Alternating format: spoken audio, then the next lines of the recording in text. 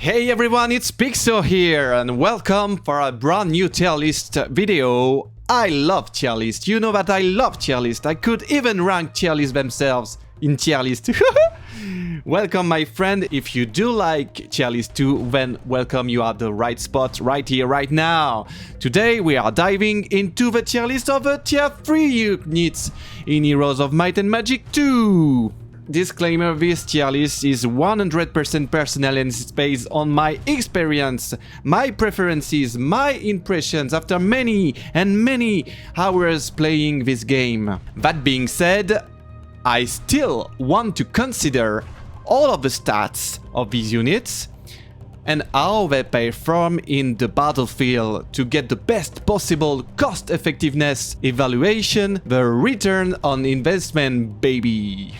Whether you disagree or you agree, of course, I beg you to please don't hold back for you and drop a comment and let me know.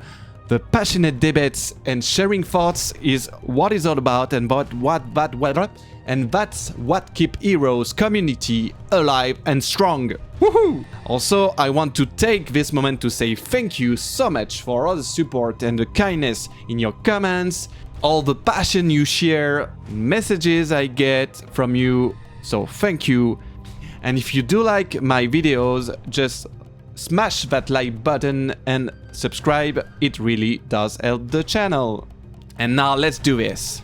We are starting with the Pikemen from the Castle faction. We are starting real slow here with a unit whose cost efficiency is as bland as it looks. Just look at these guys, super average in every possible way. Stats wise they are not that bad, only 5 attack but 9 defense, which is actually really solid for a tier 3 unit. They've got 15 measly HP and deal 3 to 4 damages, which is about average. Their speed is also average, so overall not useless, especially in a faction where your choices are limited. But if you can skip them and save your gold for paladins, you probably will. They are ground units, they cost 200 gold each, a necessary evil, maybe, but not terrible for non-upgraded units. No special ability, just mid shields for your shooters. For that specific purpose they are quite decent actually, but that's about it. I'm putting them in C tier. When you see them on the adventure map as an enemy stack neutral, you go nice, easy going, easy win, easy XP, and that's usually a bad sign for a ranking. So C tier you go, C minus tier you go. Now veteran pikeman, now we are talking. Yes, we do. For just 50 more gold, you get a much more usable unit, same base stats, but with 5 more HP. Most importantly, they are fast. They will reach enemy in 2 turns, which opens up a lot more of tactical options. They will protect your valuable units more easily and punish anything that gets close to your archers or rangers. And honestly, if there is blacksmith nearby for 3 upgrades, this combo isn't bad at all. I will place them easily in B tier, a very solid B tier. They did save me in quite a few tricky battles I was involved in, so they are okay. They are okay. Now the elves. Ooh, boy, the elves from the sorceress faction. Just looking at them puts a smile on my face. See? They have a feel-good energy. The base elves looks very nice, aesthetically speaking. But they aren't as amazing as they looks. Stats-wise, they are kind of very bad, actually. 4 attack, 3 defense, 15 HP, which is quite okay for shooters, and average speed, which is not that nice. But, of course, they do have a shiny thing. They shoot twice. They do shoot twice. even with 2 to 3 damages per shot. It's still very impactful. That becomes 4 to 6 damage per turn, which is very hurtful for a tier 3 unit. Even for tier 4 units, it's huge. For some of tier 4 units. Why are we Heroes 2 players so obsessed with double attack, with attacking twice? Because it gives you another chance to trigger luck and positive effects from spells you cast on, like Bless, of course. You can maximize damage to kill before being killed. And that's what that game is all about. It's a turn-based tactic game, so when you have the opportunity to have 2 turns, that's even more impactful, so that's so great. So the Elves, cost efficiency for 250 gold. It's a bit steep, but they do bring so much tempo to the faction they are in, and they are kind of easy to protect. They do deserve a B tier, I think, even though they are squishier, and if they get connect they are so useless, but in early game they do often shine. And now we move to the ground elves. There is no debate here. It's an absolute S tier, baby. One of my absolute favorite units in the entire franchise. Both subjectively and objectively amazing. Only 50 more gold and you get one of the best shooters around. Better stats, 5 attack, 5 defense, and more importantly, they get promoted from average speed to very fast speed. Woo! Which means they are no longer slow down your hero. They can actually win initiative. That's so wild. Plus they look absolutely gorgeous.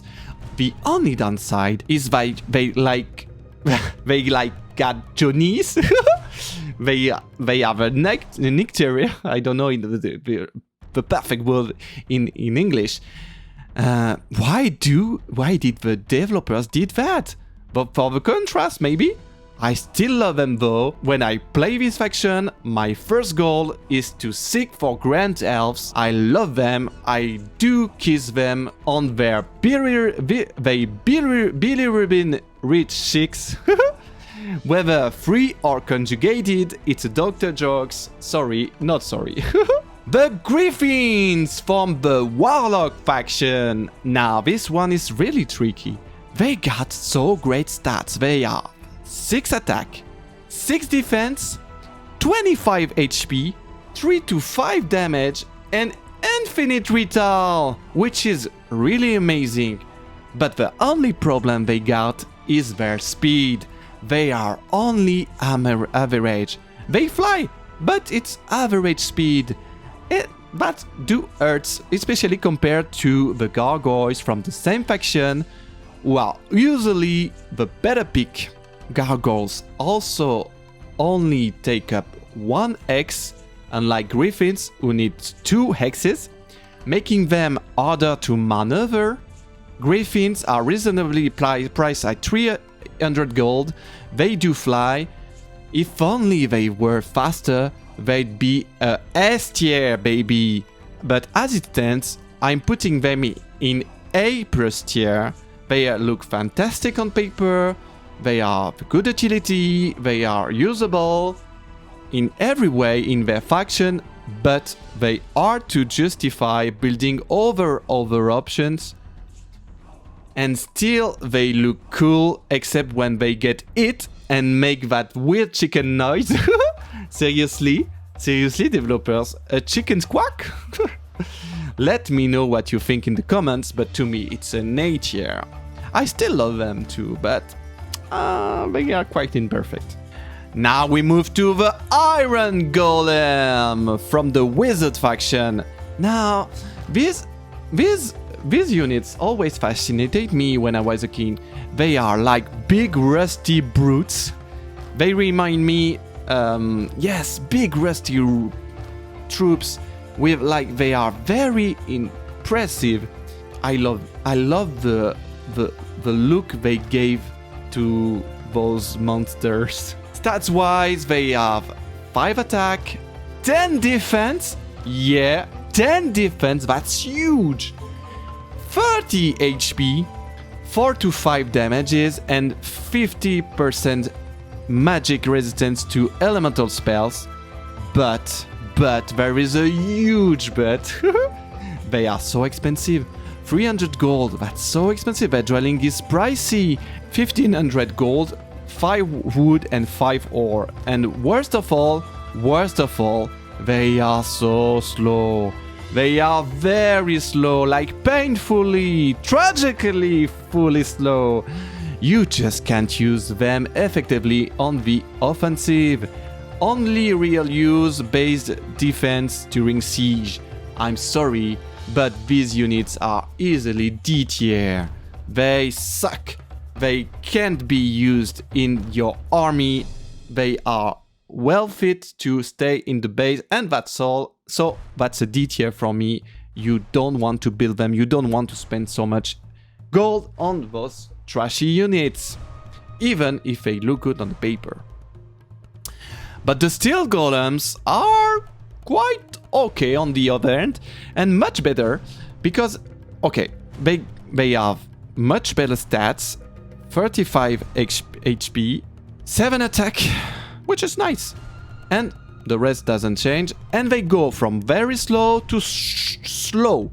So, still too expensive, 350 gold, but if you have got a blacksmith, for a free upgrade on the adventure map, you can field a nasty little stack, and they will hit hard, especially against enemies trying to reach you, reach your units, your shooters especially. I'd say they are C+ tier, and they are way better than the pikemen, the basic pikemen. So they are not unusable, but they are not your priority. If they were a little bit faster, like average speed, they would be an easy B+ tier, but that's all. They deserve a C+ tier. And now we move to Mummies! The Mummies from the Necromancer faction. This one hurts me, because I do like them. I do like their look. They got the same core stats as Griffins. They are basically Griffins by feet. They got 6 attacks, 6 defense, 25 HP, 3 to 4 damages. The average speed, but they don't fly, and they are only slightly cheaper, 350 gold. Pyramid building is quite expensive, and you will usually want to save your money, your resources for better units. They have 20% chance to curse when they hit, which is quite okay, but you won't count on it. Their animations are very cool. Love the unwrapping bandage when they die. Very nice. I will put them in C tier, and I will put them in C+ tier. At least they are usable, but I don't think they are better than the steel golem, because their speed still average and their stats are not that much impressive. They are not useless, but just hard to use well due to the mobility and the fact that they suffer the comparison with other units of the faction, even with the skeleton, which are more usable in my opinion, in terms of cost efficiency, of course. The Royal Mummies though, now we are talking, baby, plus 5 HP, plus 10% chance of curse the enemy, so that's a 30% chance in total, and most importantly, they got the fast speed. Yes, they do go fast. That makes them way easier to use. At 300 gold, they are actually quite decent. Still not the priority for your army, but a B+ tier is well deserved, and I like to put them above the pikemen. And yes, I think they are quite near the pikemen, but I think they are still better, more usable, more utility. They are not that expensive, but yes, I don't know. I do understand that you prefer the Pikemen, but that's my tier list. Tell me your thoughts in the comments, if you don't agree, of course. And now we move to the wolves from the Barbarian faction. Ow! This is an exciting one to rate. They are true glass cannons, 20 HP, only 2 defense, but 6 attack and 3 to 5 damages. And they can hit twice, so in theory we got 6 to 10 damages per turn. Well, they got the little bit between attacks. Of course, they move on feet, they move on foot, but are very fast. The fastest in their factions, the fastest unit in the faction. Wolves are fantastic power stacks or single unit stacks for tempo, to take the enemy retard, to body block. They will help you go first, defend your shooters, draw fire, and more and more and more. They are scary, useful, cost only 200 gold, which is pretty cheap. I'm placing them in Heroes 2 in A tier, and I do prefer them than the Griffins. I think they are so useful, so impactful. A power stack of wolves is very impressive if you can maneuver very quiet. If you use them well, they just fit in their factions. Well, a well-designed unit, very aggressive with their roar when they bite and stuff. I love them. Wolves have that burst potential that can really turn a fight around if you do use them well and you do not blame them. But they are fragile, so they can't have the S tier for that. And now we talk about the Nomads. Yes, they do are tier 3 in Heroes 2 because they are tier 3 in Heroes 1, in Heroes 3. So they are basically less squishy wolves. They are like strong wolves with 7 attack and 6 defense. Better stats! 2 to 5 damages though. They only hit once, of course, and fortunately, of course. They have a very fast speed and they cost 200 gold too. So they are basically like wolves, more durable, more utility, but harder to stack up because, you know, they are only available in small number in tents. And they are in the desert, so it's very painful and clunky to go recruit them because you have a lot of movement penalty, so you lose a lot and you waste a lot of time on them, so they are not easy to recruit, to make a power stack of them. Still, they are very solid units, not very reliable because of damage range very wide and you can hit only 2 and you can hit with only 2 damages. That is very clunky to use. I'm also putting them in A tier.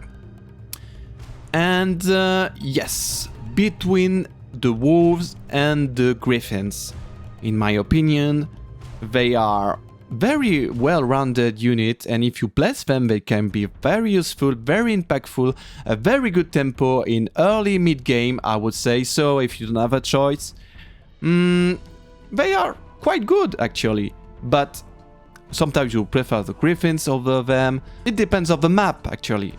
But they are more consistent than griffins. And for a cheap price, actually. And that's it. That's it for the tier list, the tier 3 creator list. I hope you enjoyed it. If you did, don't forget to like and subscribe. And most importantly, drop your thoughts in the comments. Tell me what you want. You got tips, you got fun facts, you got something I forgot to talk about. You want to challenge my ranking. I love chatting with you. Thanks again for watching and being here. And feel free to join me on Twitch for some live banner and strategy talk together. See you soon. Bye bye. Au revoir.